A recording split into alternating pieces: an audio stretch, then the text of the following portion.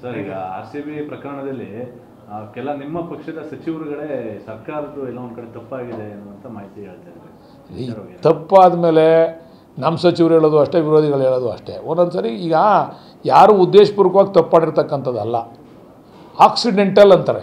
Accident ಅಂದರೆ ಏನು ಅರ್ಥ? ಆಕಸ್ಮಿಕವಾಗಿ ಆಗ್ತಕ್ಕಂಥ ಘಟನೆ. ಇವೆಲ್ಲ ಆಕಸ್ಮಿಕವಾಗಿ ಆಗಿರ್ತಕ್ಕಂಥ ಘಟನೆ. ಇದು ಬೇಕೋ ಬೇಡವೋ ಯಾರು ಅಧಿಕಾರದಲ್ಲಿರ್ತಾರೆ ಅವ್ರದ್ದು ತಪ್ಪು ಅಂತಲೇ ಜನಗಳ ಭಾವನೆ ಬರ್ತಕ್ಕಂಥದ್ದು. ಇದು ಜನಗಳು ಏನಂತ ಭಾವಿಸ್ತಾರೆ, ಒಳ್ಳೇದಾಗ್ಬಿಟ್ರೆ ಜನಗಳು ಅವರಿಂದ ಒಳ್ಳೇದಾಯಿತು ಅಂತ ಹೇಳಲ್ಲ. ಈ ಇವರಿಂದ ಸಿದ್ದರಾಮಯ್ಯನಿಂದ ಒಳ್ಳೇದಾಯಿತು ಅಂತ ಹೇಳಲ್ಲ, DK ಶಿವಕುಮಾರ್ ಒಳ್ಳೇದಾಯಿತು ಅಂತ ಹೇಳಲ್ಲ.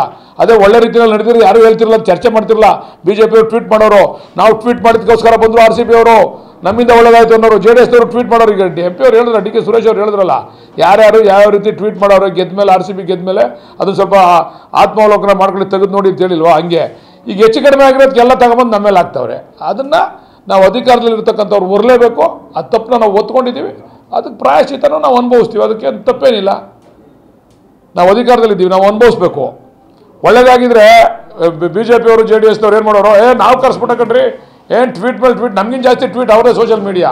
ಈ ಕೆಟ್ಟದಾಗಿರೋದಕ್ಕೆ ಎಲ್ಲ ಕೂಡ ನಮ್ಮಲ್ಲಿ ಕುಣಿಸೋಂಥ ಪ್ರಯತ್ನ ನಡೀತಾ ಇದೆ. ಪರವಾಗಿಲ್ಲ, ಇದು ಎದುರಿಸ್ತಕ್ಕಂಥ ಶಕ್ತಿ ಸಿದ್ದರಾಮಯ್ಯನವ್ರಿಗೆ, DK ಶಿವಕುಮಾರ್ ಅವ್ರಿಗಿದೆ. ಇದನ್ನು ಎದುರಿಸ್ತಾರೆ.